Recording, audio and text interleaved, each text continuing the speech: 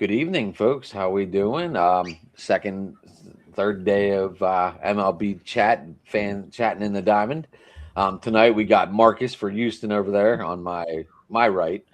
Might be the people's right too. Below me is Andy. How you doing? Or do you want to be Doing well. outdated? I never know. I never know what to call you on screen anymore. And if outdated, Andy, either one's good. All right. And then my co-host over there, Big Rich. How you doing? Doing good, man. Doing good. Watching the World Baseball Classic as we talk. Italy leads 2-0. So And see what who is- the U.S. plays tomorrow night. I think it's Italy. They're playing good. It's starting out, it will be. I did not expect this from Italy. No, nobody did. Mm-mm. I'm not even sure Italy did. No. Dude, they got like 4 bats and they're all alive. And I think they're all Kansas City Royals. Well, and Well, Pasquantino started 0 for 12. And then when he had that 3 home run game, it's just gone ever since. He's gone crazy. Right? So We're moving into 2026. As you see, Andy is down there. He's already stated the Chicago Cubs will be the World Series champions of 2026. What are your thoughts on that? Why do you think that, Andy? We're all in. We have to be all in. It's time. The GM is running out of time. So the Cubs are all in. And also who knows about 2027. So this is the year. We're ready and we're deep, as far as pitching. We got a lot of upside. So I'm excited. That led to my first question. Will Alex Bregman be the missing piece? Yeah, I think so. And obviously, last year we there's a lot of offense that we're missing, and I really like what Alex Bregman is going to bring the team. And you know what, he's a all around good dude as well. So I'm excited for what he's going to bring to the offense of the Cubs. Are you excited about his defense as well, or just the offense? Oh, absolutely, defense. Yes, absolutely. Take care of them, please. I thought we were going to get him. My previously. LSU side saying this, not my Astro side.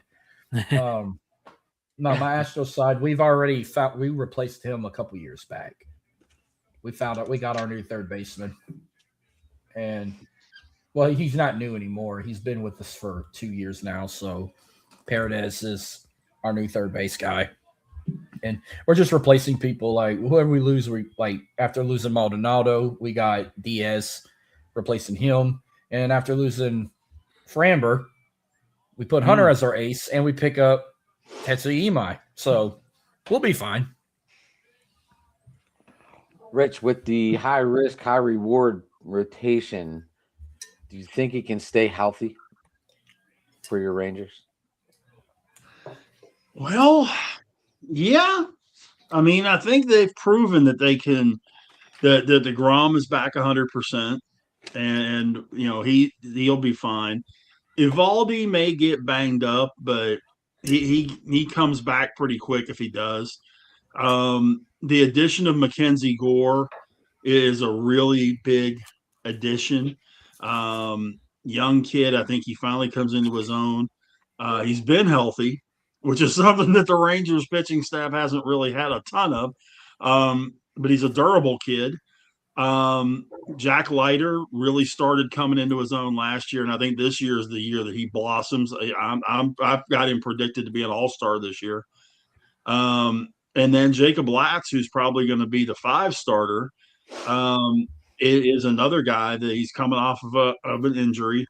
But he's a big kid, can go long innings. Reminds me a lot of, I don't know if anybody remembers Colby Lewis that pitched for the Rangers in the early 2000s, early mid 2000s. But he's one of those guys that eats innings, throws strikes, and wins. Love the jersey. Yeah, I had to rep. I need an Xbox one. Yeah, I'll never own that. All right. Go ahead, Jerv. Or go ahead, Big Rich. Finish. No, but the big concern I have is the bullpen. I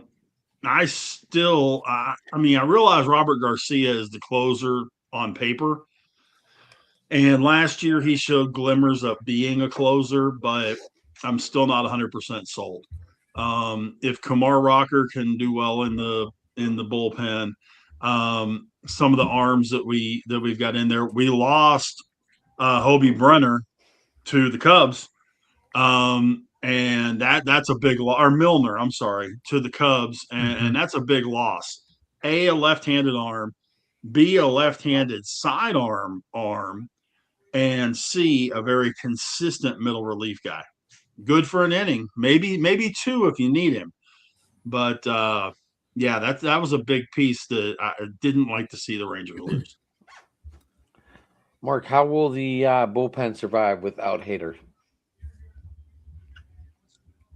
Mark, I've thrown darts at you.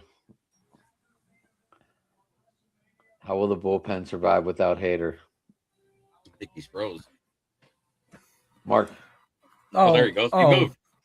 No, I wasn't froze. I got distracted watching a highlight. I'm watching Raw right now. But there's no watching Raw with us on live on TV tonight, buddy. I'm sorry. I told you I had a busy plan, but go ahead, ask me the question. I heard Josh Hader. How will your bullpen survive without Hader? Well, because we got other guys that can fill the void. I mean, are you talking about a reliever or are you talking about a starting pitcher? Probably closer. A closer, okay. Well, we got a couple of those. Like we got a Hayden Wazitsky, Brandon Walter, Steven Okert. Maybe even if I know Lance was a starter a time or two, but lately there were times he's closed. I think we're good. I think we can be good on closers because after losing Framber to Jeremy, our new ace is Hunter Brown, and he will be starting opening day. I was kind of taking wild guesses who could close out opening day, and I figured maybe like a Colton Gordon might close out opening day because day 2 I got Spencer Argetti starting. Day 3, I got Christian Javier starting. And day 4, I'm going with the debut of Tetsuya Imai, unless they have him as a closer. But I think he could be a starter. I don't know about y'all. I know this is first season, but with the sensation that they say this guy is, I could see him as like let's put the reins on him. Let's see what he can do. We may not start him opening day, but we're going to start him on the final. In my opinion, I'd start him on the final day of the series with the Angels. But okay. Jeremy, Adam. If Eugenio Suarez just went deep, so 2-1 Italy. Nice. Jeremy, go Venezuela. Jeremy, if your Tigers are doing bad at the deadline, are Skubal going to stay? They're going to get rid of him. They're going to sign him. I don't think they get rid of Skubal because as long as they're not more than third out of the division, they feel like they can come back and win it. Okay.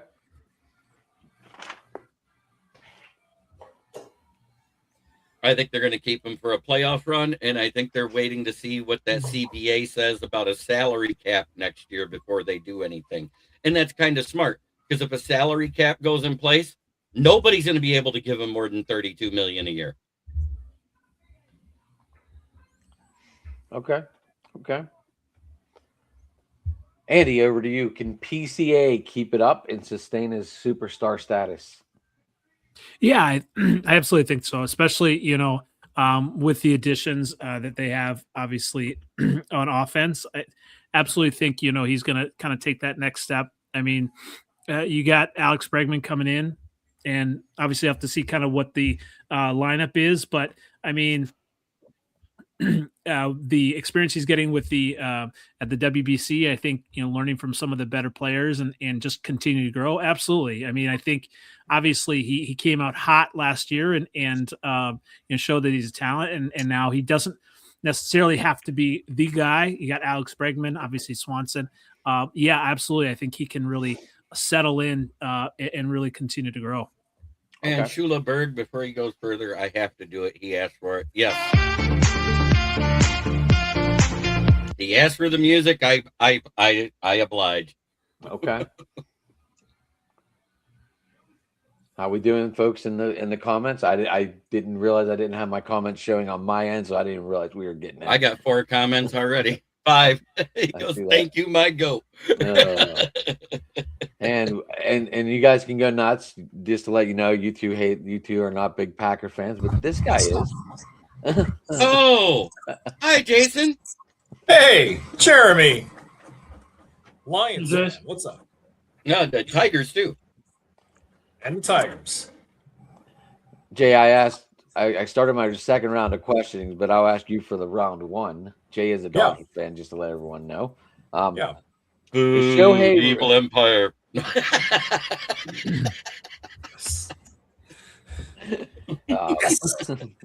Yes.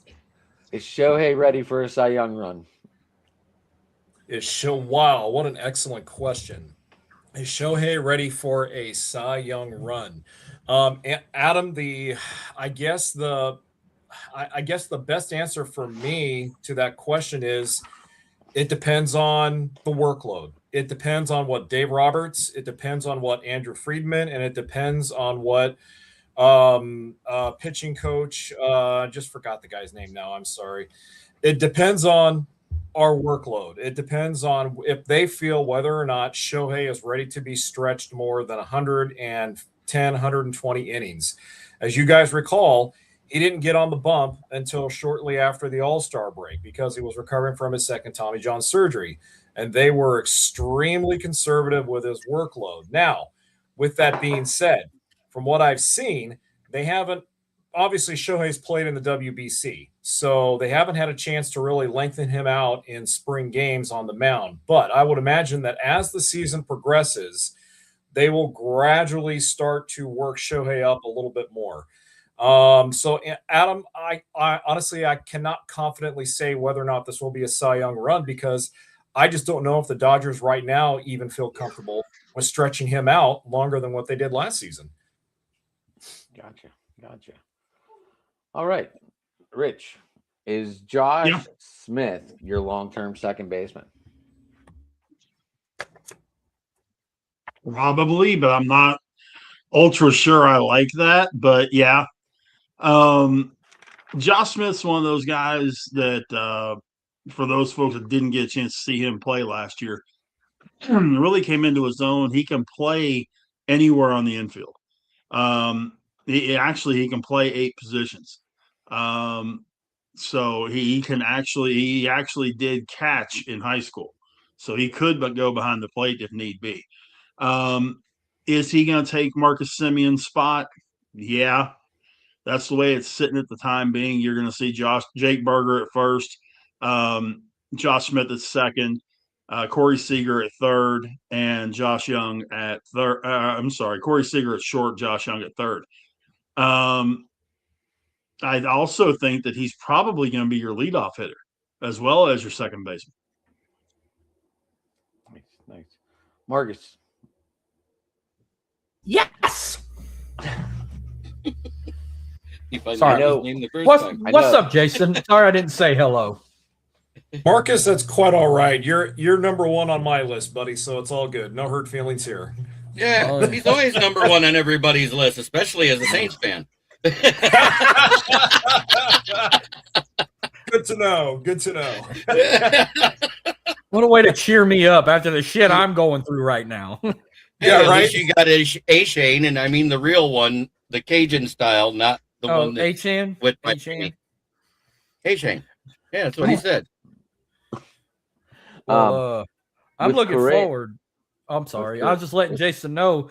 I'm looking forward to playing the Dodgers again around Cinco de Mayo. So sometime in May, we're going to have to get together and do like we did for 4th of July, do a Astros-Dodgers preview once again. Because we nailed that one out the park last 4th of July. Yeah, we had some great fun doing that, as I recall. Let's make it happen, bro. Do it the day of Cinco de Mayo and say, "May the Sith be with you." I thought it was the 4th be with you. because you're playing the evil empire. You got to do it that way. Well, Revenge of the Sith, buddy. Revenge of the Fifth. oh yeah. And tomorrow. Oh yeah, and St. Patty's tomorrow. I'm gonna be. Jeremy saw it. He knows what I'm bringing to the table tomorrow night for our open mic for St. Patty's Day. I got that boot. I think I might have to break my own promise to my friend and crack that for St. Patty's Day.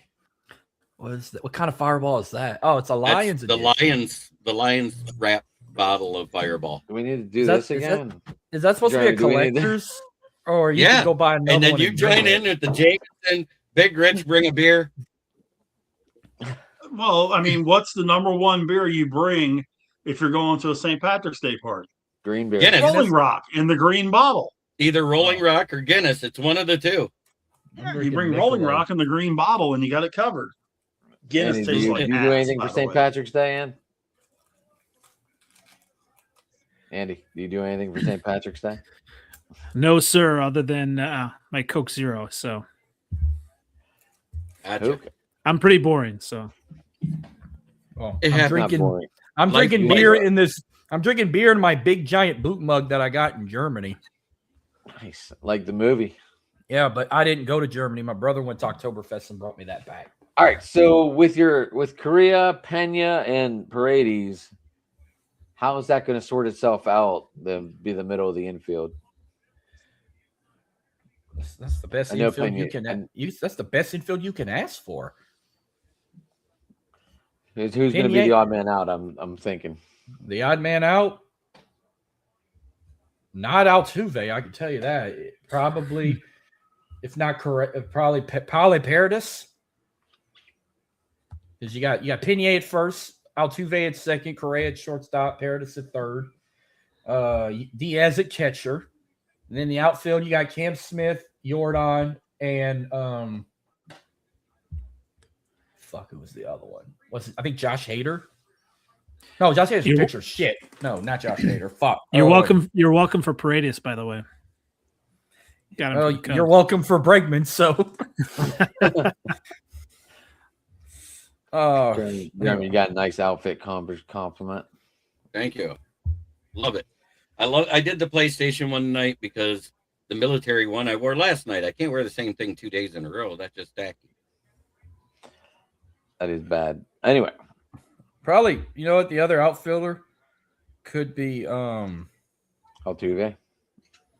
No, Altuve's playing second. No, Jake Myers. That's I was gonna Jake say, I Myers, think you're Cam, thinking of Myers. Jake Myers, Jordan Alvarez, and Cam Smith. That's your outfield. I forgot about Jake. I'm thinking of the wrong Jake Brown, but he plays for LSU. Jeremy, can the Valdez and Verlander bring Yins a title, or is that not enough? The only thing I think we're missing is another power right bat, but Kevin McGonigal might be just becoming that because going 7 of 29 so far with a home run and an OPS of 953 in the preseason versus major league talent sounds pretty good to me. Hopefully he's our starting shortstop and we make Parker Meadows the rotational center fielder, moving Baez to center field, because last year Baez was most productive in center after he played center field for about 3 straight weeks, and then he became Javi Baez again after playing shortstop for 2. If anyone's going to tell you how Javi Baez is, the guy next to you will be able to tell you all about him. Hey, he's probably Yeah. a Cubs fan. Yeah. Yep. I did. I also brought a Bears fan. Jason, What? can Mookie Betts stay a Gold Glove nominee at short? Yes, absolutely he can.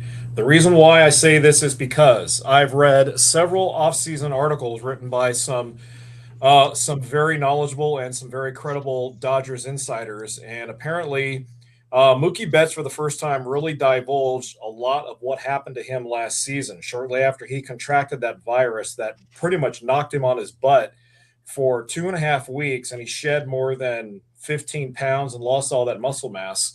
Well, Mookie came into camp this off season, this spring, with more muscle mass, more flexibility. He worked on range of motion, worked on just a lot of basic calisthenics just to get his body built back up. And looking at the way he's been playing so far in spring, granted it's been in bits and pieces, his defense, I think, is still going to remain very solid, if not above solid. Now, yes, I understand that he's in his early 30s. So from a prime perspective, he's no longer in his prime. But Mookie always stays in excellent shape. He always goes out there and he grits it out. And yeah, Adam, I do think he can still play Gold Glove caliber defense at shortstop. I mean, it's interesting in a way because he was the second highest rated defensive shortstop in all of Major League Baseball last season. This is a guy who was previously a Gold Glove winner in right field with the Boston Red Sox and with the Los Angeles Dodgers. And let's also not forget that this is a guy who also played defense superbly well when he played second base for a little bit. Mookie also originally came up in the major leagues as a shortstop. So this is a guy who can seemingly win multiple Gold Gloves at multiple positions. And yes, I think with a new motivated Mookie coming into this spring, I think he's going to do everything he can to stay on the field. I would expect the same from him this season that we saw last year. Okay. Well, I could kind of give you a little add on to what you brought up about Pena, because if you don't know, yeah, Pena's still got a finger issue.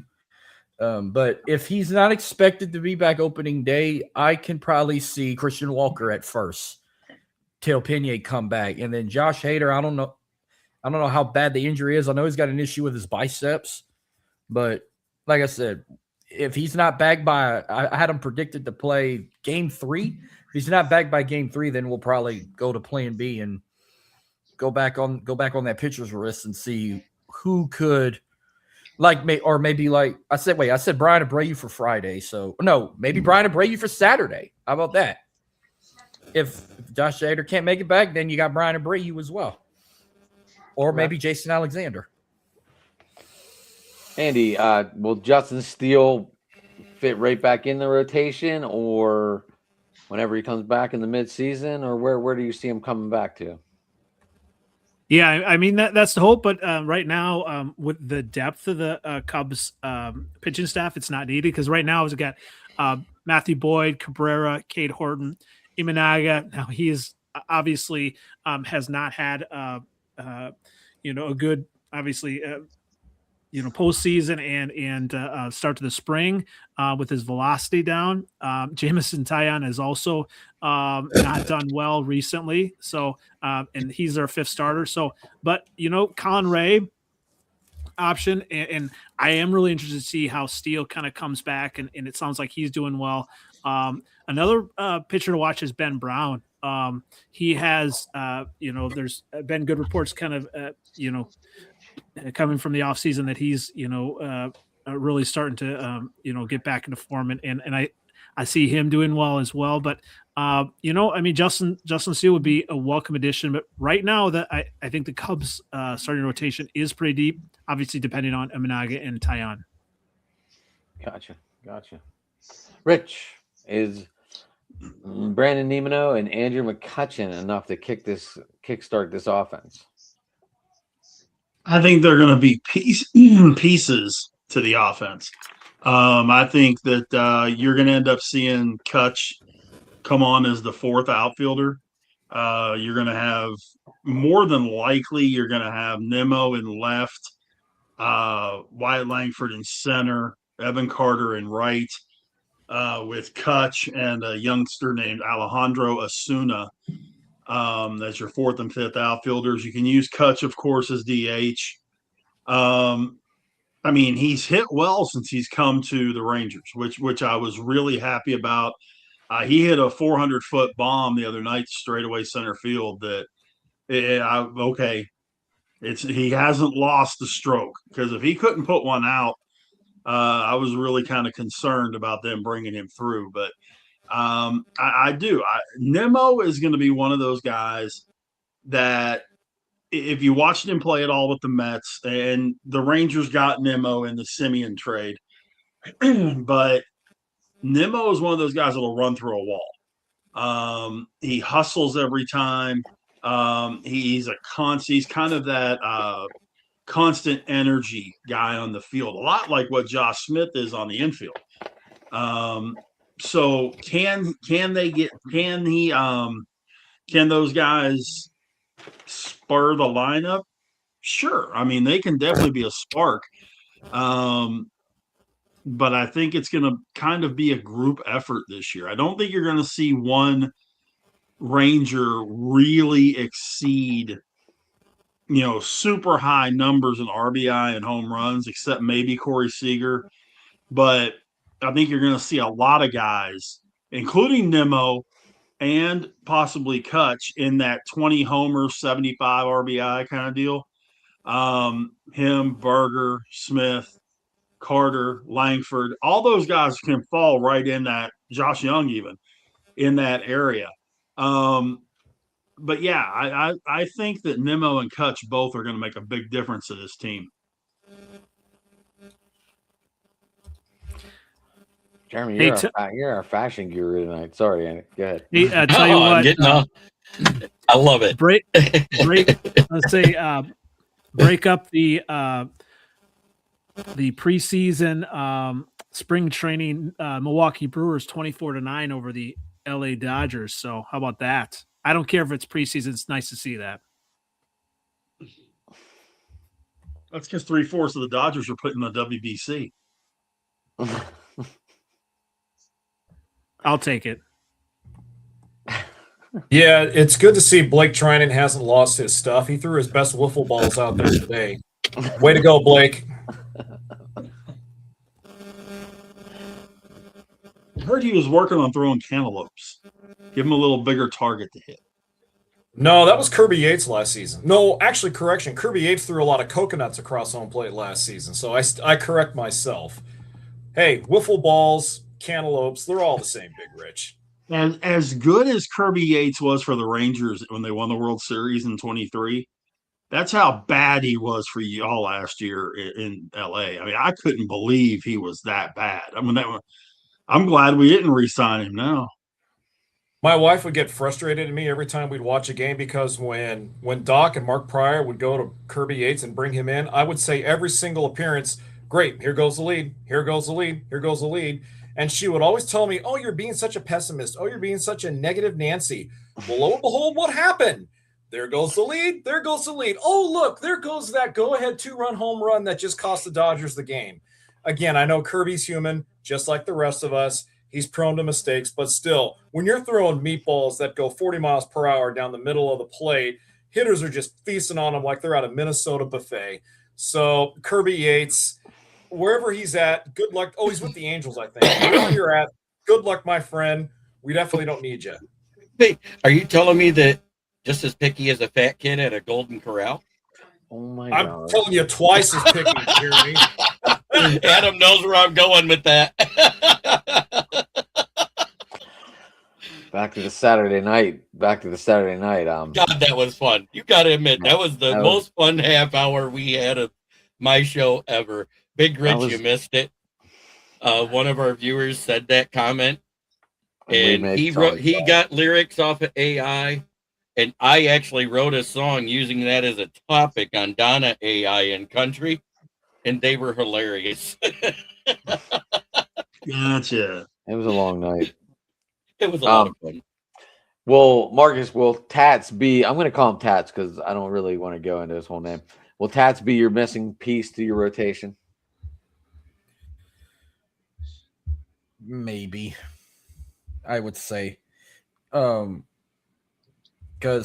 like I said, I don't know if they're going to make him an official starter or he'll just be a relief pitcher in his rookie season. But I think with how phenomenal and well known he is around the world, I can't see him as a starter. He may not start, like I said, he may not start opening day, but I could see him starting the final game of that series with the Angels. Okay. But it's Tetsuya, if you can't pronounce it. Tetsuya Ime. I like Tats better. Tats sounds good, but I like the guy with the first. The guy with the first name that we call Alphabet with the Steelers, Joe Hinson, with the Pirates, or Pirates, or whatever. He threw a ball. He threw a 95+ mile an hour fastball. I don't think I've ever seen no one I can recall outside of Nolan Ryan throw one that fast. Well, how fast? 95 plus.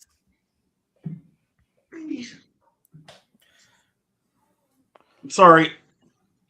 Home plate ump in the World Baseball Classic just took 95 square in the face. Ooh.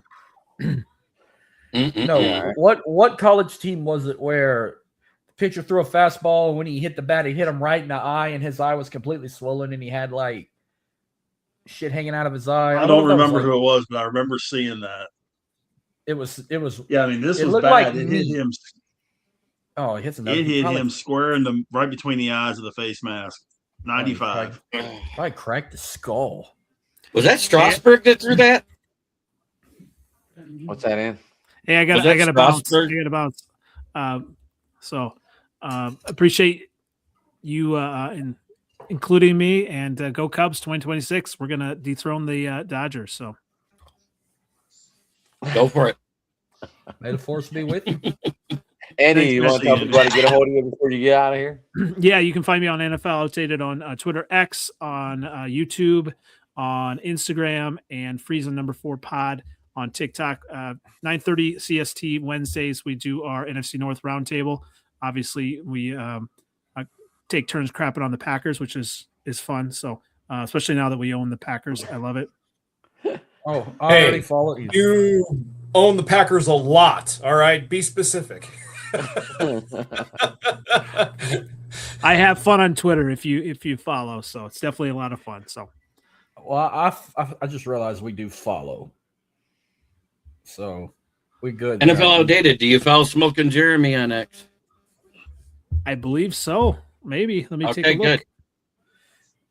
Good. And I know I usually follow back. All right, I just followed you on Instagram. And reminder, don't my personal after 17 years, my personal X got hacked. So don't open no messages.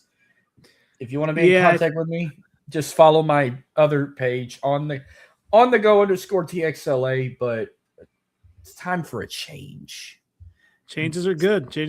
All right, thanks guys, appreciate it. Yes, and Andy, have a good one, buddy. I just followed you, Dan or Andy. Thank you, sir. I'll follow back. So you got it. All right, and I'll double check mine. I think I did follow him, and I think we've been following. I got a big change coming, so I'm just gonna probably keep that as it's gonna be my personal and the shows for all the above. I'm just gonna have one account. It'll be that one, but a name change coming. Other good shit coming. No, this my personal one. Yeah, I changed my name, but on the go though, this was the name since I created it. But now I'm gonna change it up because I'm starting something huge.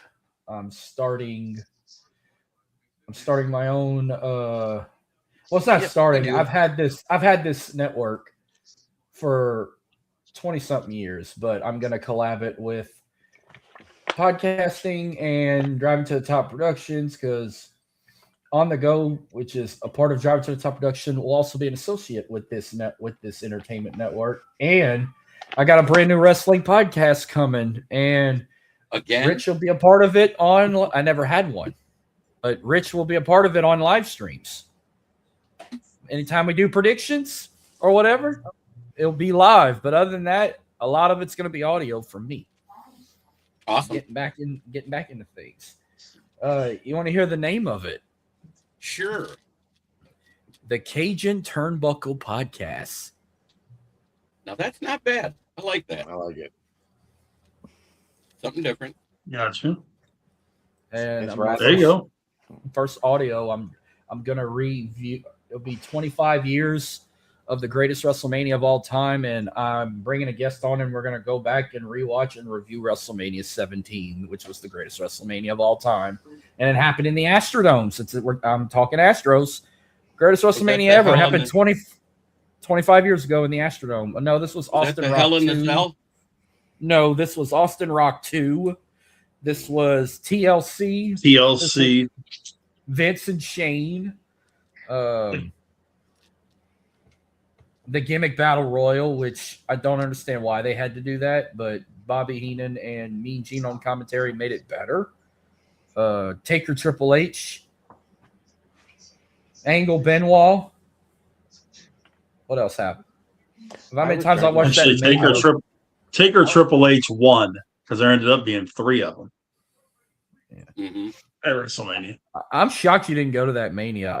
If I was old enough to drive myself, I would have went. I'm Only talking about this WrestleMania was I back ever in seen 3, was Hulk Hogan versus Andre the Giant.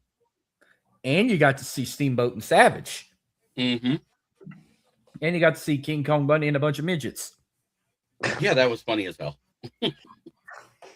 What else? You got? Oh, you got to see Piper and Adrian Adonis. What else? You got to see Alice Cooper hang out with Jake the Snake Roberts And Hacksaw when he Jim fought Duggan. Honky Tonk. When he fought Honky Tonk Man. I have my own nickname for him, which I will refrain from saying online. Okay. I take it you're not an Alice Cooper guy. No, Alice Cooper's fine. I'm talking about the Honky Tonk Man. Oh, Elvis on Wish. Oh, Or the Sheik would say, "Honky Tonky Man." The Slunky Dong Man. I was all about Hacksaw Jim Duggan. Ho! With that 2x4. Mm-hmm.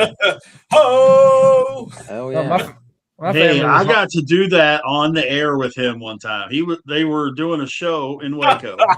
I got to Awesome. interview Duggan, Now, and at the end of every interview he does, he tells the person that you got to do a hoe with him. So I got to actually do one of those hoes with Duggan on air. That was I pretty got cool. I got to do When it in front of him at a Walmart, which is still Nice. Nice. that's even better. The fact you did it in front of a Walmart is classic. My best Hacksaw Jim Duggan story is he watched Action Smash at Demolition shove me out of the way when all I wanted was their autograph to go into the Flint IMA here.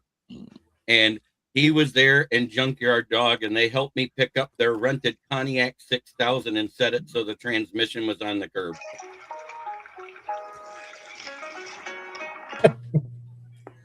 That way, when they came out to leave, they couldn't. WrestleMania 13 was my favorite, says Mad Ginger. No, 13 Oh, wasn't yeah. bad. Brett and Austin's submission match. Yeah. Yeah. As long as nobody says 9, we're okay. Or 9 might 11. be the worst. Or 6 or 11 Jason. or 2000 or 27 or even Pandemic Mania. Oh, wait a minute. Or 42. It ain't even happened This yet. one's gonna suck, Oh, dude. I by understand. the, This one's gonna suck. by the Oh, yeah. way, I need to get your take on this. They had to take the belt off. Lightning strikes twice, so Mania in Saudi might not even happen next year. So should they give that to New Orleans or give it to Indianapolis since they've been promised one as well? No, Indy Detroit. was promised 28. Indy's been promised. They're supposed to have Royal Rumble and WrestleMania in 28. And Indy. they already had Rumble. They still got and they're getting a SummerSlam. Yeah, and maybe then SummerSlam and Mania in 28 are going to Indy. Well, I But was no, told, you're right. I mean, all this crap going on, there is no conceivable way with any kind of a right mind they're going to send all these people to Saudi Arabia for WrestleMania. No freaking way. So I was also told the Wait, 3 they were Detroit? guaranteed, Yes. they were going to give them every other year. Like they had the Rumble in 25. They were supposed to get SummerSlam in 27 and WrestleMania in 29. So, but it could change. But, The reason why Detroit hasn't had a WrestleMania in so many years, Jeremy, I can tell you exactly why. Because they have Because 28,000 seats less than what they used to. It's because of what the people who run the stadium are asking for in a rental fee.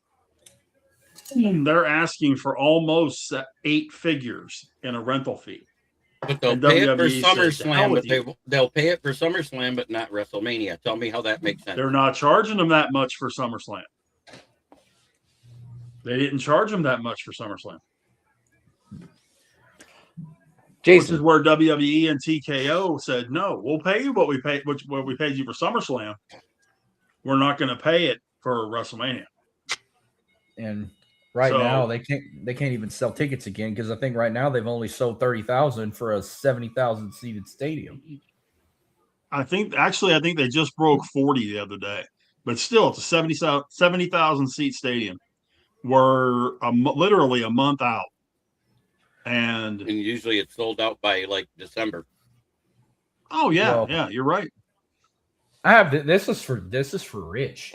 They better fix this now, or I know he'll go on a rant whenever we get to Mania week. But the What? fact that AJ's going in the Hall of Fame, he better be the first ballot Hall of Famer for this class, and not Stephanie McMahon. I'm pretty sure AJ's not going Stephanie's to be the already headline. in. They might say Stephanie for I don't- last. Oh, why? I'm going to make She Steph got- the headliner. As She don't much have as a- I she would better love not for have a- my guy to be, as much as I would love for AJ to be the headliner, but I mean, realistically, they're breaking rules anyway for him to get in this quick.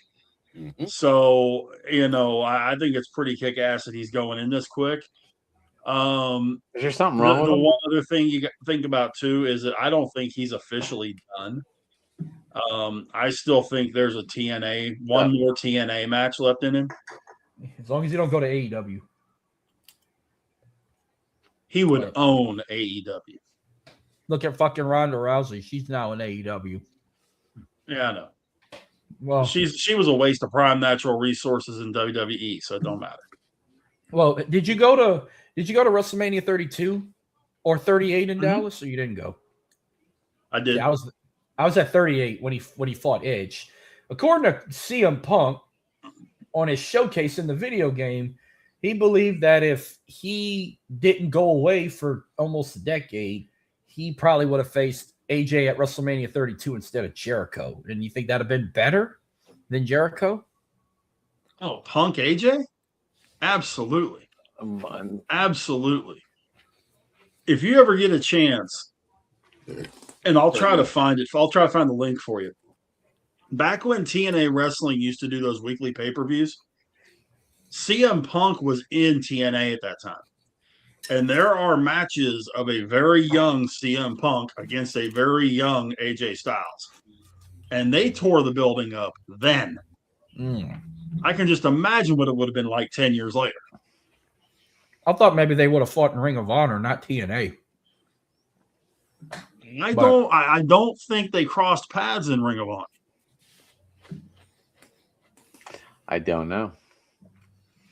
Jason, go into a 6-man rotation. What are your thoughts? Well, if they do go into a 6-man rotation, it's not going to be at the start of the season. Blake Snell is probably going to miss the first month of the regular season. What a shock there.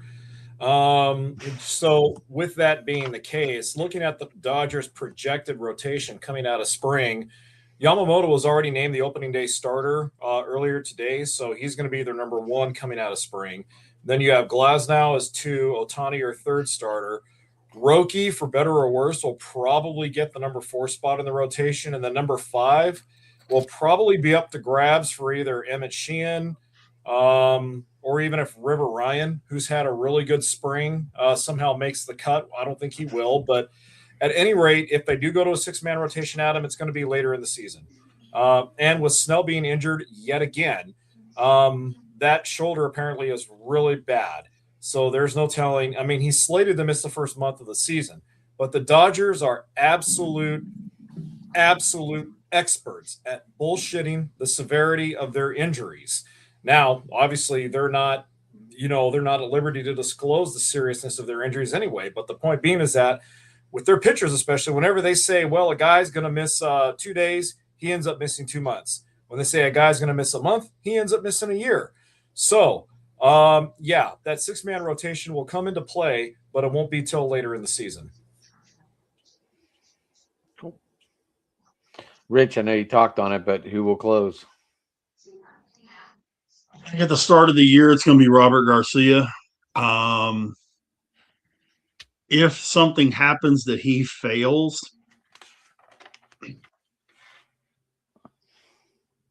that becomes a really good question. I don't know if they're going to try to mold Kumar Rocker into a closer. That might be his best possibility. Chris Martin will be there, but Chris Martin's 39, and I can't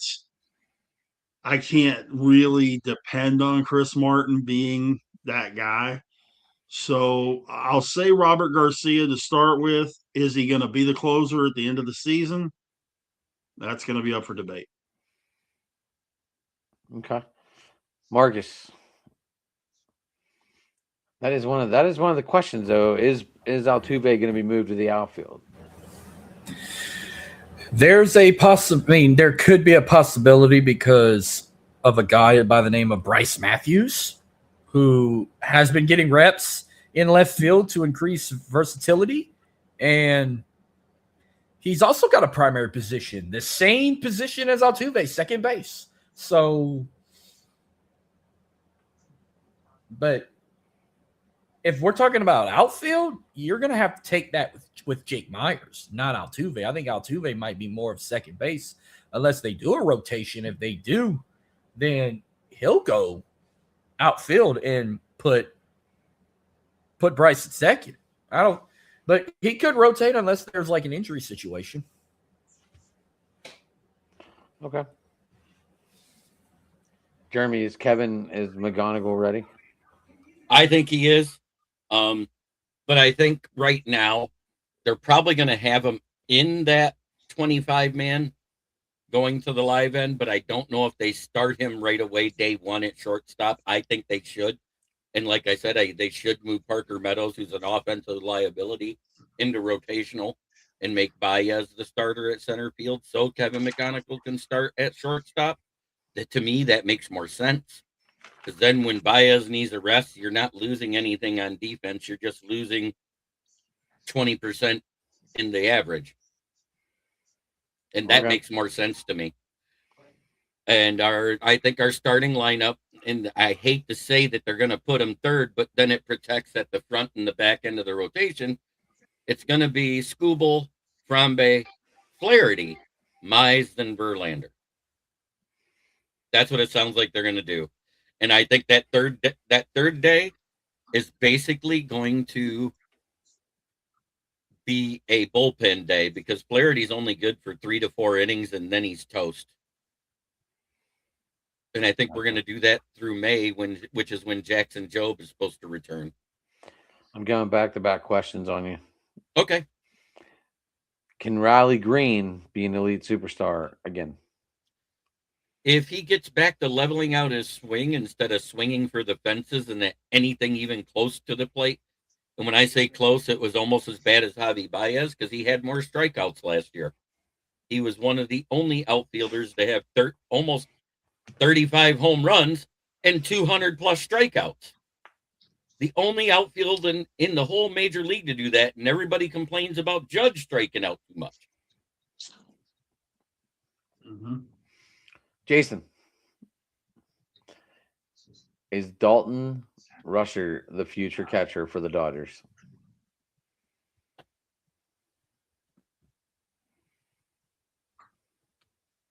Sorry about that uncomfortable pause. Is Dalton Rushing I just saw smoke coming off your head. I thought you were thinking. Well, actually, I kind of was thinking. And to answer your question, no. I don't think Dalton Rushing is the future at catcher for the Los Angeles Dodgers.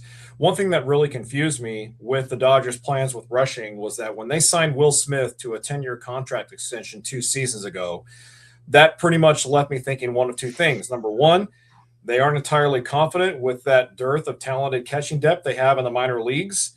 And number two, they had more obviously Smith fit more into their plans of win now than win for the future. With Rushing, he still has a lot of holes in his swing. Defensively, I still think he needs a little bit of work. He did pop up in trade rumors last season at the deadline.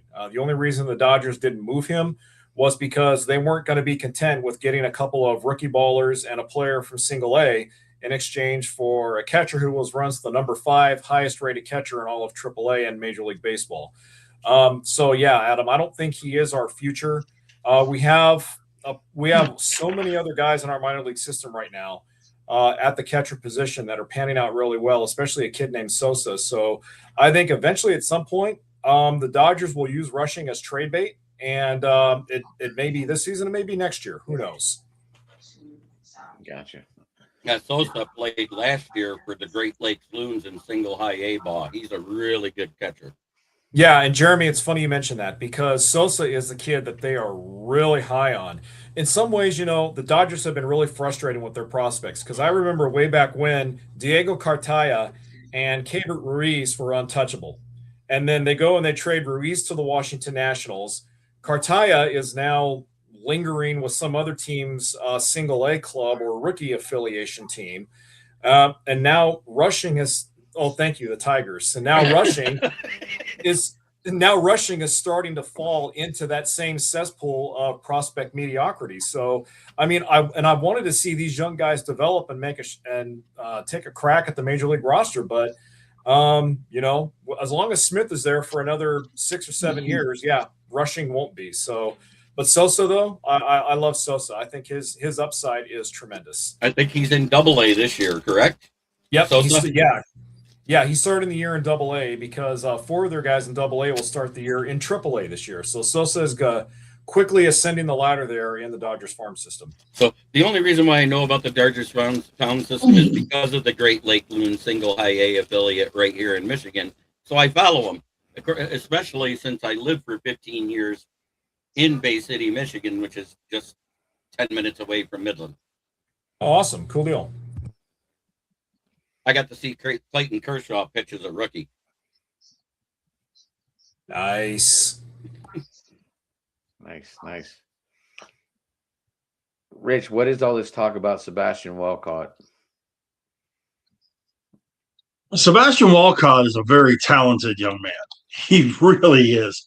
If I remember correctly, he is number 7 prospect in baseball. Bad part is he's going to miss 5 or 6 months right now with an arm issue. But he's 20 years old. He's 6'4". He's supposed to be the guy that takes Corey Seager's spot when Corey Seager hangs him up. He's a shortstop. He's one of those guys that that remember when Elly De La Cruz was coming out and everybody was saying such great and high praises for him.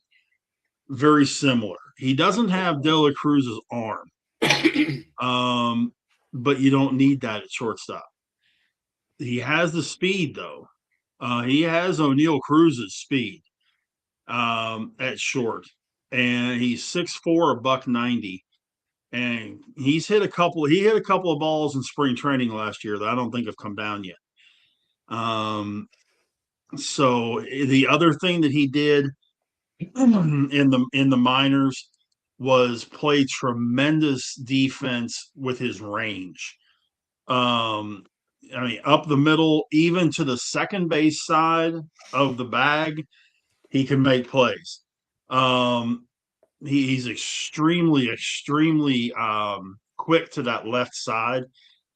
He strikes out a little bit, but not as bad, as some guys do. Last year in Frisco, 552 plate appearances, 108 strikeouts.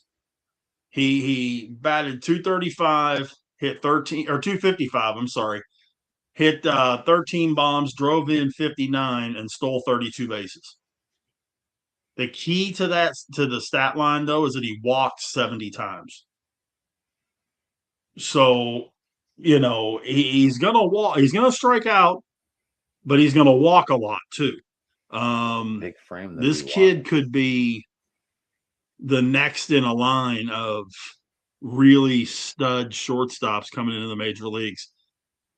Like I say, the bad part is he's out 5 or 6 months. But for 2027, if there is a 2027 or 2028, look for Sebastian Walcott's name to be on the opening day roster for the Rangers. Maybe it's short, maybe it's second, to eventually go to third or go to short. None of the players want a salary cap.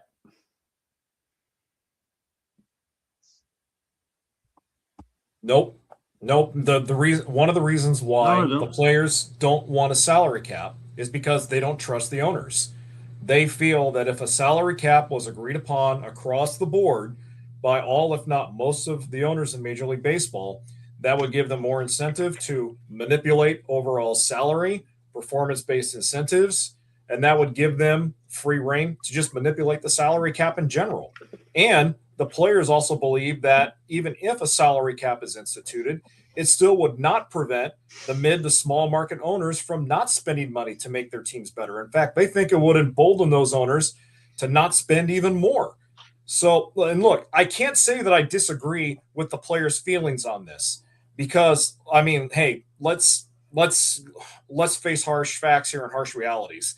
Professional sports owners aren't exactly the most upstanding of people in the professional world. They are business people. They're in the business of making money, and that business is sports entertainment. And they don't have an excellent track record when it comes to trust with the players. Now, with that being said,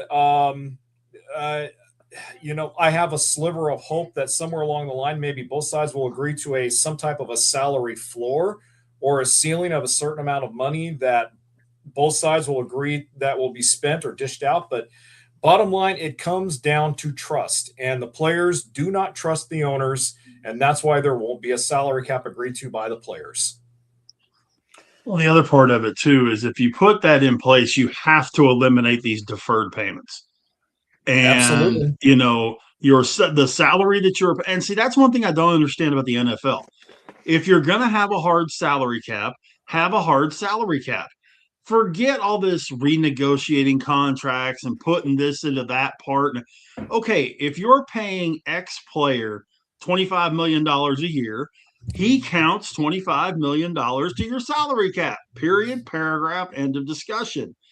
You know, whether it's incentives, whether it's whatever it is, if you're paying him X amount of dollars, that counts toward the salary cap. And I mean, once you hit the salary cap, you're done. You can't go over. Sorry, you can't sign that free agent you want to sign because you only have 57 cents until you hit the salary cap. And I think it would force teams to be more conscious of how they're spending. I think it would make teams be more conscious of signing players longer because you're not going to have these guys. And I'm going to use the Dodgers for just a quick second. I'm not blaming it on the Dodgers. But the Dodgers, I know, have got at least 2 or 3 or 4 of these deferred contracts that are deferred for like 10 years. I know Ohtani's is like that, and there's a couple other ones that they're getting paid really, really light dollars now, and then they're going to get ukos of dollars until they turn 70. That would be eliminated with the salary cap. Now, obviously, you'd have to grandfather the contracts that are already in place. But that would have to be agreed upon, too. I think if you were going to do one, you got to do the other. Something else, like you said, the floor, I think, would be big, too. Yeah, something else too, Rich, that we're not considering with a salary cap is unlike the National Football League, which does not have a minor league development system for its professional teams.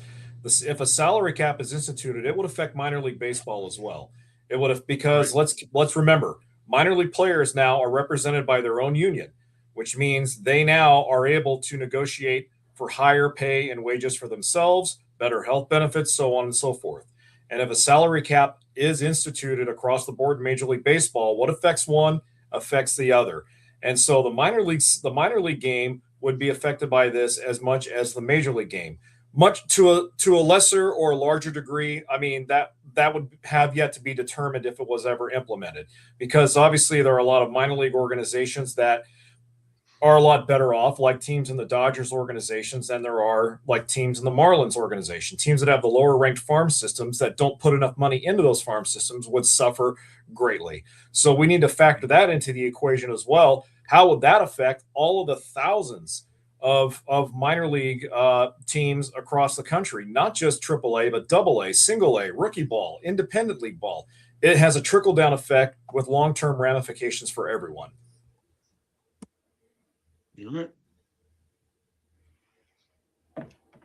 Anyone else on the salary cap?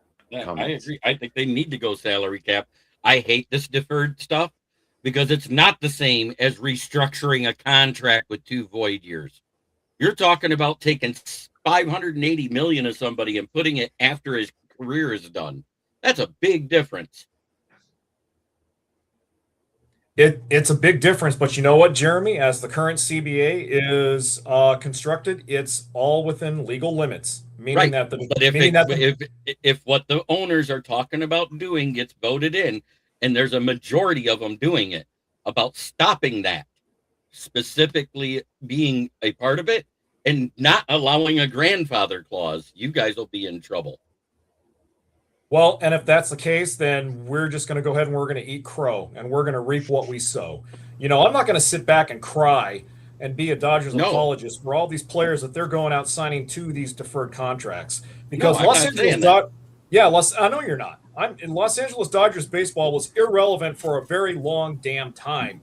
From 1988 until 2011, they were pretty irrelevant. And also in 2012, when Major League Baseball forced Frank McCourt to sell the Los Angeles Dodgers, they were on the verge of being owned by 29 of the other teams in Major League Baseball. Think about that for a minute. The Dodgers. This is one of the most historic and recognizable professional sports organizations in history. The Dodgers, guys. That should not have happened. They almost went the route of the Montreal Expos. And look, you guys know, overall, I am a huge baseball fan. I love the game, and I love competitive balance as much as everybody. And yeah, I'll be honest with you. While I love the Dodgers spending, while I love them going out and getting the best players available to stay a competitive and consistent winner, I do want to see other teams have the ability to go out and sign the Kyle Tuckers and the Shohei Ohtanis because I want to see that competitive field broaden a little bit. But hey, you know what? After experiencing a lot of irrelevant Dodgers baseball for a long time, I'm content to be the villain. I've already taken a number of black eyes, figuratively speaking, for being a Dodgers fan. So I say, bring it on, White Shadow. And all the ironic thing is, there's no guarantees we're going to three-peat. There's no guarantees that we're going to become the first team since the Oakland A's of 72, 73, and 74 to go back to back to back. And that's the great thing and the beauty of this sport. You just never know. You can go out and spend all the money, and yet you can still finish in last place. My rant is over. Yeah, I hear you. You're absolutely right about Frank McCourt. I'll reply to that. He was a crook. He was as shady as he did because he was maximizing as much profit out of that team as he could by keeping that payroll low. He was the reason why you guys sucked. And in '88, he got rid of Oral Scherzizer. That was the start of it. Well, the Dodgers' payroll was consistently high under Frank McCourt, Jeremy. The problem was he and his wife, his ex-wife, were using it as their own personal slush funds.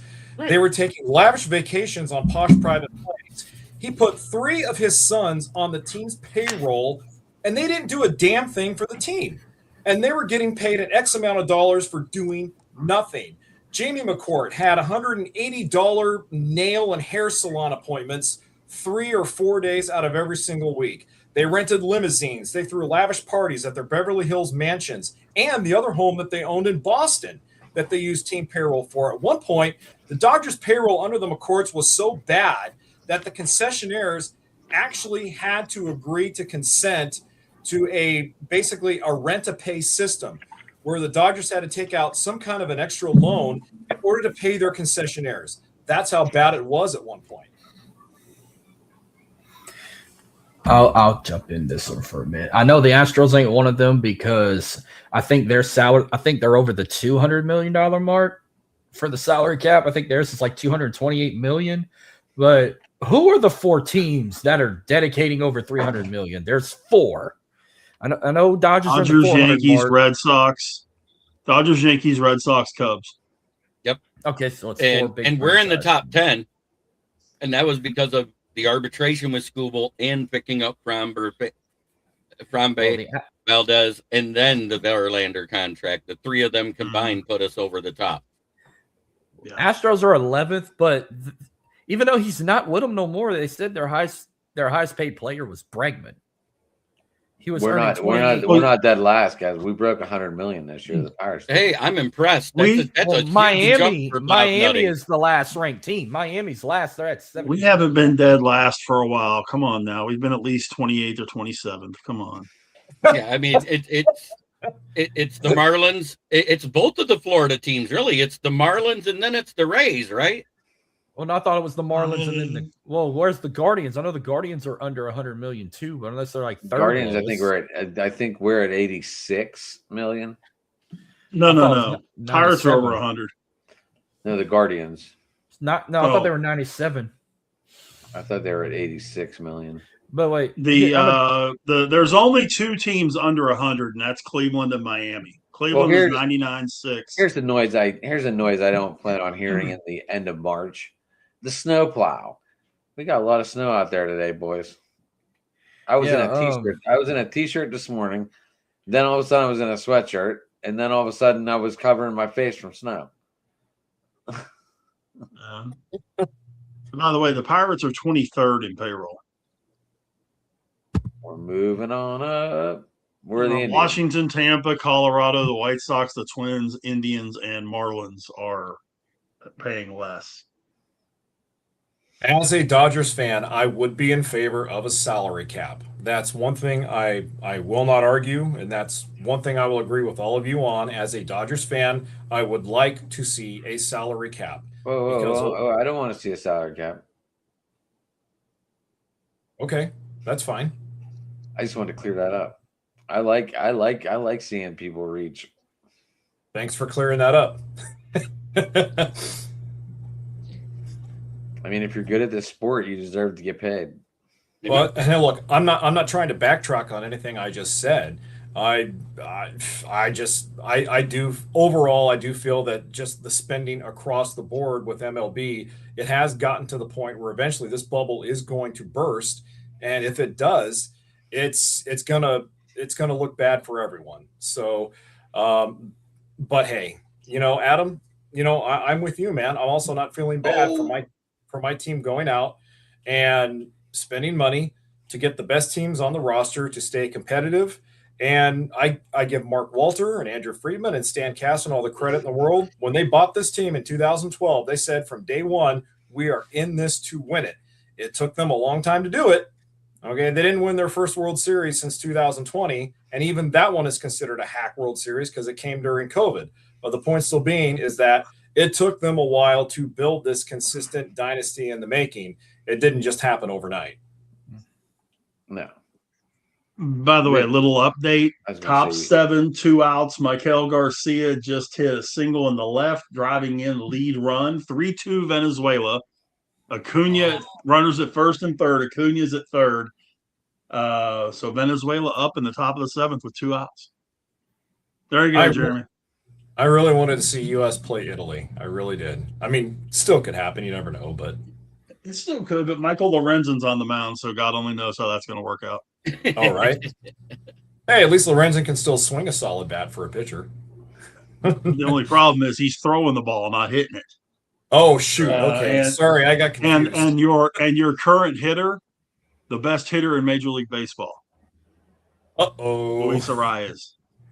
Arias. Are you watching it, Rich, or are you watching it on computer? No, I'm watching it. I'm watching it and doing this. I've been watching it and doing this. So I know this. I didn't know if you were watching. When everybody said DR was going to win Saturday night, what did I say? Not a chance. Well, I mean, I wouldn't have gone as far as not a chance. I picked the U.S., but no, but I said not a chance. The U.S. is winning. I said U.S. was going all the way. Going into the tournament on paper, those were the 2 best teams in the tournament. Mm-hmm. DR and the U.S. So, I mean, 3-1 to Arias, by the way. 3-2, he just fouled one back. But anybody want to make bets he doesn't strike out? Hell no. Arias don't strike out. Did anyone? He's like Tony Gwynn when it comes to that stuff. So I'm gonna change the subject real quick. They just announced the NBA expansion will take place. So they got approved. So Vegas and Seattle's probably we know what Seattle's getting back. Vegas, we're gonna figure that out. But here's the thing: since they're expanding it, they're gonna divide the conferences again, but only one is gonna switch to East or West, and they don't know. They're gonna still make a vote on it. Either Minnesota is gonna move to the East, or Memphis is gonna move to the East. Everyone wanted New Orleans to move to the East, but no, New Orleans is going to stay in the West. And now instead of 5 teams in each division, they're going to have 4 teams in each division.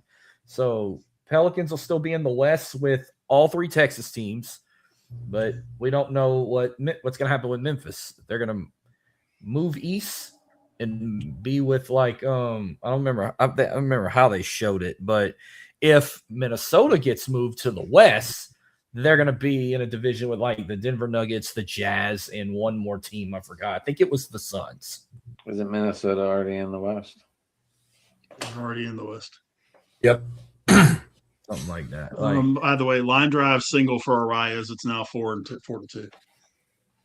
Well, one of them's gonna be in the West with Utah, with the Jazz, the Suns, and the Nuggets. One of them's going to be with them. It makes the most sense to move Memphis to the East. Moving Memphis makes the most sense because then you put them with Atlanta and Atlanta and probably Indiana and because Orlando, Chicago. No, or they showed the one East division supposed to be the Heat, the Magic, the Hornets.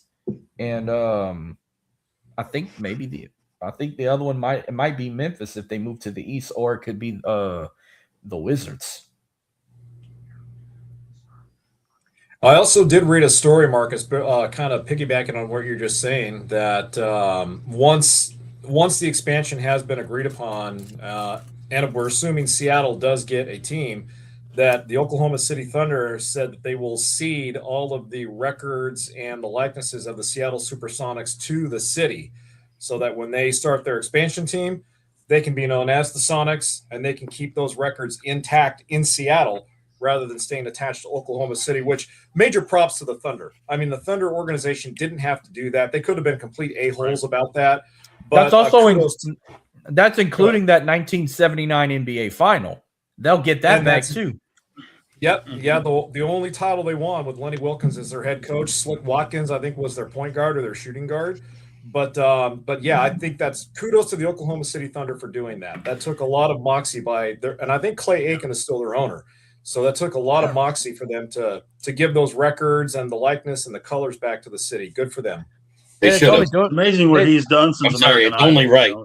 It's only right.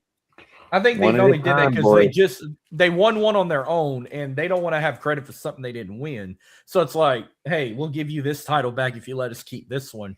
Since we won it in our city with our colors, we'll give you the 79 one back with your whole franchise and records and everything. And we'll even let you have your acknowledgement as well. And that's why in the NFL, I disagreed with what they made Tennessee do. Because it was the same owner, he moved the whole team. They should not have had to give the Oilers logo back or anything to that city because they ran them out by not building a new stadium.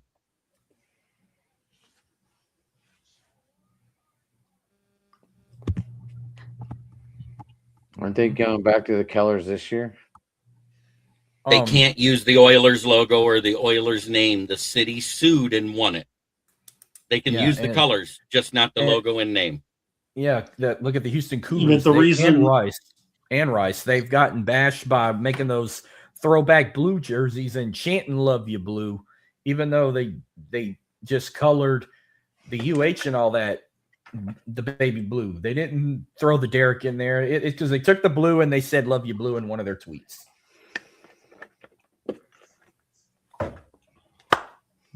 Houston's petty. That's what I got to say. Well, but if I remember correctly, that's what I'm double checking something.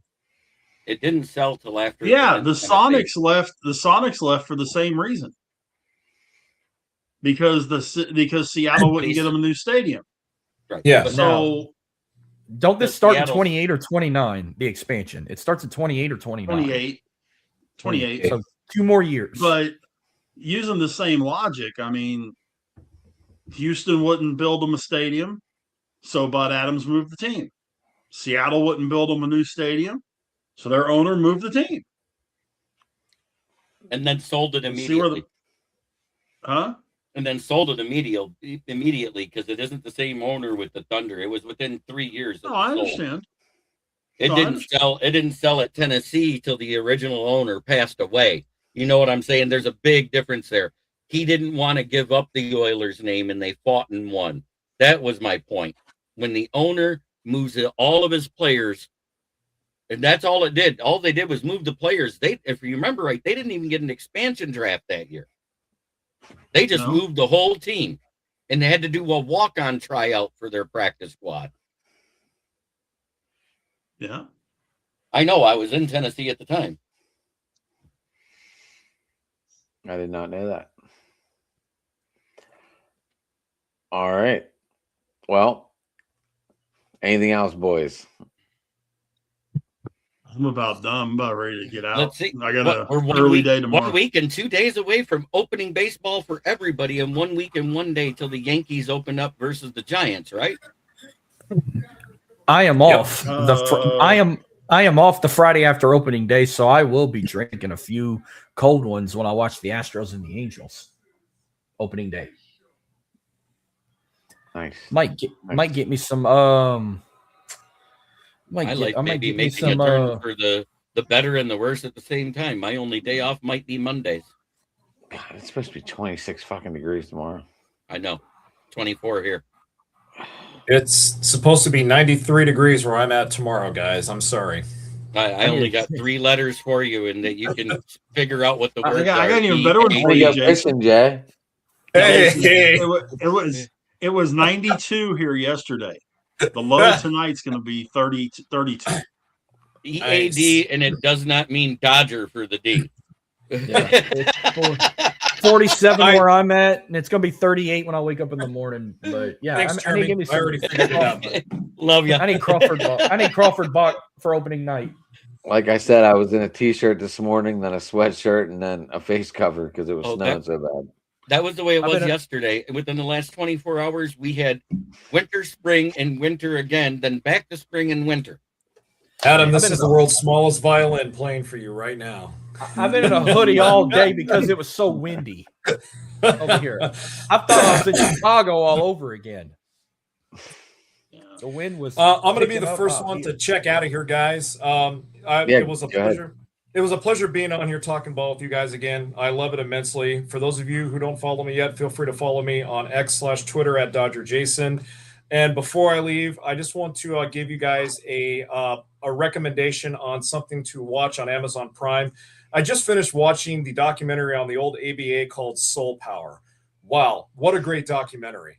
There was a lot of stuff in there about the ABA that I didn't even know about. I mean, I knew Rick Barry and Julius Erving and those guys played for the ABA, but there was information in there about teams that I didn't know existed, about how the ABA eventually became what it was and how it met its untimely demise.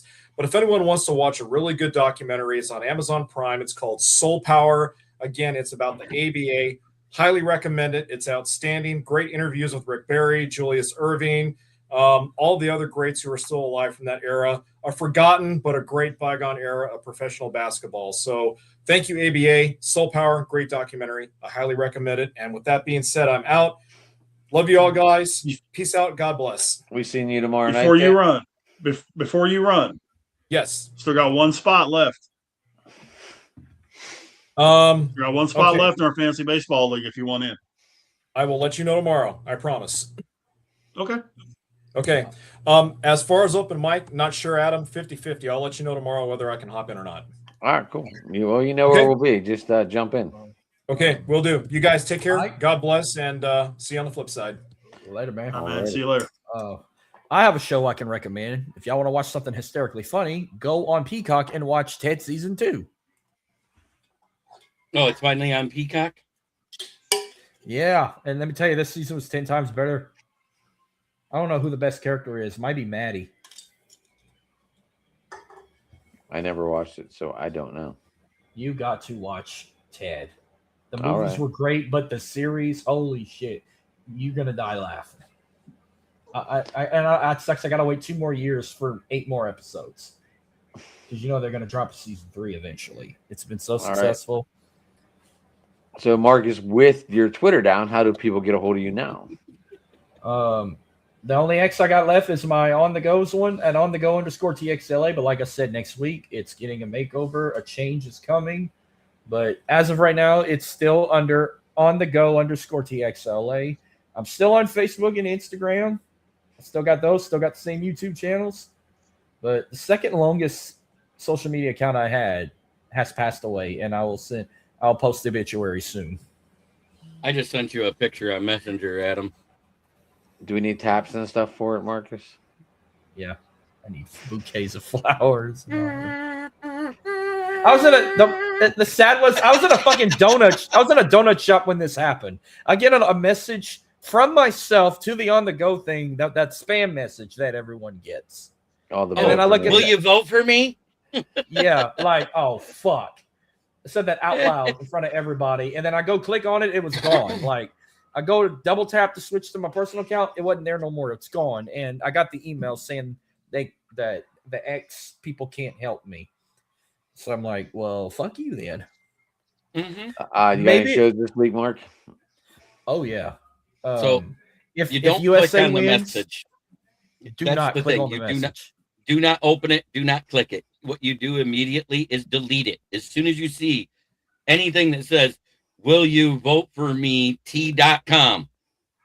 Number one, anything from Telegram does not come out t.com as a link. Right. By the way, if you ever, I'm pretty sure this is common sense, but if you ever click on any link that can lead to a virus and you get them pop-ups saying clean device, do not click on that shit. Nope. Go delete your entire browser and go to somewhere else and click remove. If something looks suspicious, you remove it. And make sure your fucking McAfee thing's turned on.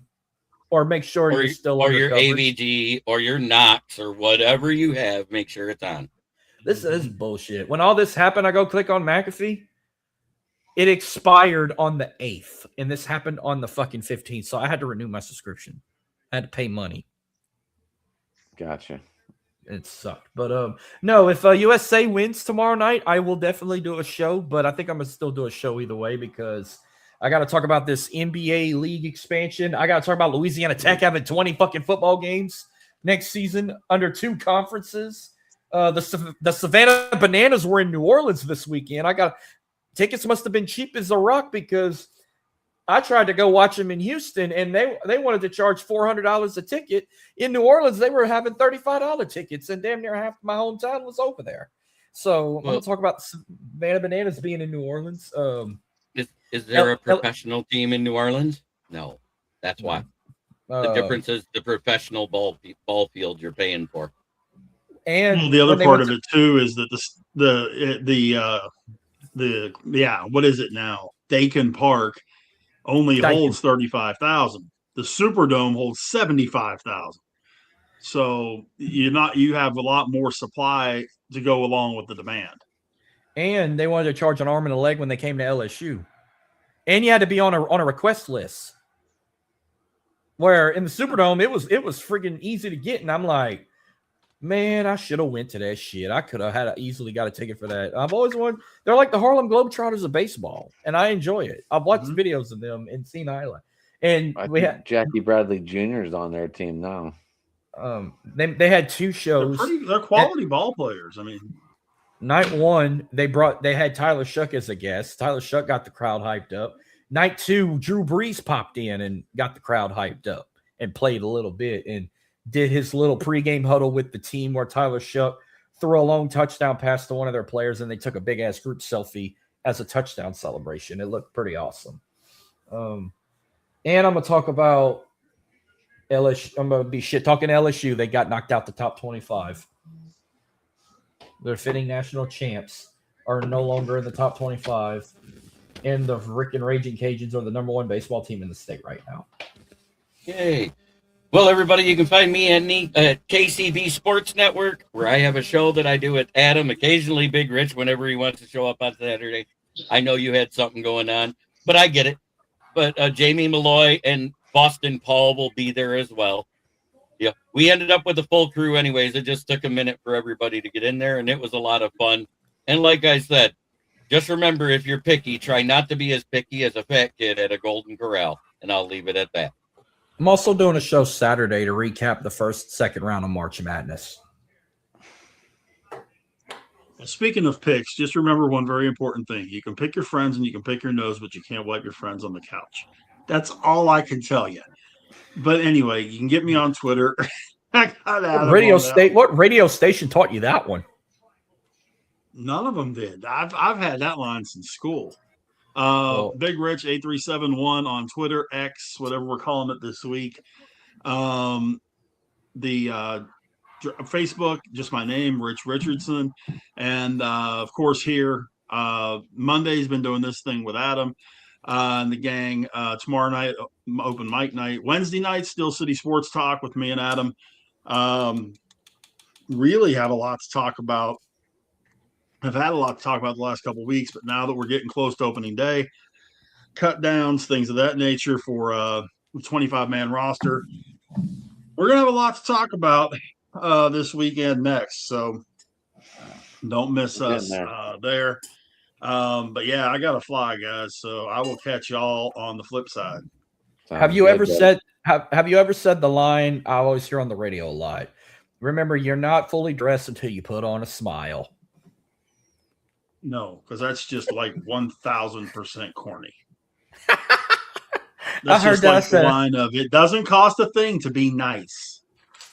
I heard that on the air, and I said, I gotta ask Rich that.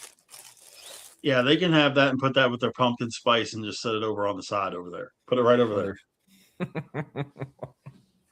Okay. Yeah. Night, guys. All right, guys. Later. See you tomorrow, buddy. See you tomorrow. Marcus, I just sent you something. Let's see. Oh, you just got it. I heard it. Oh, you made me a logo. I already got a logo made. I'm gonna show it to you. But, huh? No, you got one.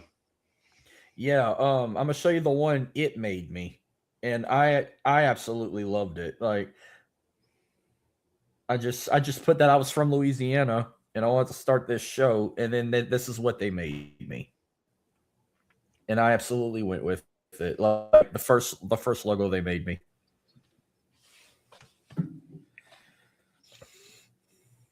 All right. So you can get me at Driving to the Top Productions on YouTube. You can get me at That Sports Talking It on Twitter. It's like the same one, ain't it? I'm just missing the. No, mine got a fleur-de-lis and a crawfish, and my turnbuckle post is his microphones. Oh, that's sweet. That's sweet. You can get me at Driving to the Top Productions, at Sports Talking It on Twitter, guys. Like Rich just said, we got all these shows lined up this week. Check them out at 9 o'clock. And yeah, I don't know if we're doing a bracket or not. I think the show went well last night. Did it go good, Mark? Oh yeah, me, Jason, no, me, Jeremy, and Dylan did our brackets. We all predicted the first round, and then we did our fantasy, like who we believe is going to go further and win it all. I had my final four: Houston, UConn, Michigan, and Arizona. And I think we're going to get an all Big 12 national championship. And Houston finally wins their first natty, and they beat Arizona, the team that cost them their regular season, winning 5 regular season conferences in a row and back-to-back Big 12 tournaments. So that's my final four. And then I did a women's. My final four is UCLA, Michigan, UConn, and South Carolina. But I got UCLA and UConn in the national championship, and UCLA wins it all. For the women. For the women. I got LSU getting knocked out in the Elite Eight because they're in the same bracket with UCLA. Gotcha. All righty, guys. Well, hey, thanks for all the comments over there, guys. Thanks for tuning in. Everybody, we'll see you tomorrow. See y'all tomorrow on St. Patty's Day. Wear your green and get your beer.